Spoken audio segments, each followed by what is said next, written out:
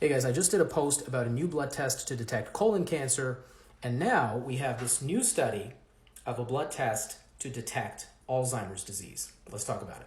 So when people start having issues with cognition and memory, they will typically see their doctor, they might get a memory test, they'll end up getting a CAT scan, they might see a specialist, end up getting an MRI. To make a definitive diagnosis of Alzheimer's disease, you need a very specific type of PET scan, or you need a specific type of test that's done on the spinal fluid, so you need a spinal tap.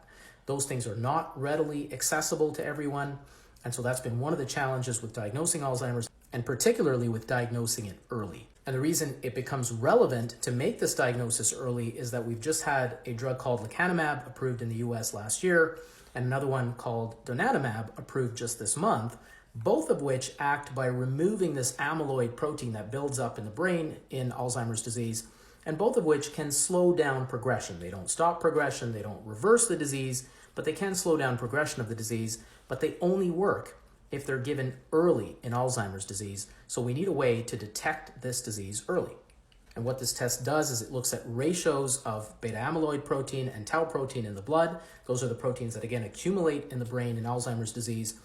And by looking for those ratios in the blood, they're able to determine quite accurately if the person has Alzheimer's disease. And the accuracy of this test in the study was 90%. And that is actually better than the accuracy of, for example, primary care physicians who were trying to make this diagnosis, and their accuracy was in the low 60s, and even specialists whose accuracy was in the low 70s.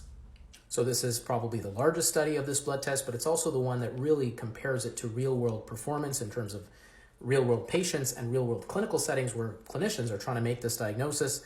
And I think this test is getting ready for prime time, so we'll see if it gets approved by the FDA and eventually by Health Canada, and where it fits, what its role is, and whether it might facilitate people getting on to some of the drugs that have recently been approved for Alzheimer's.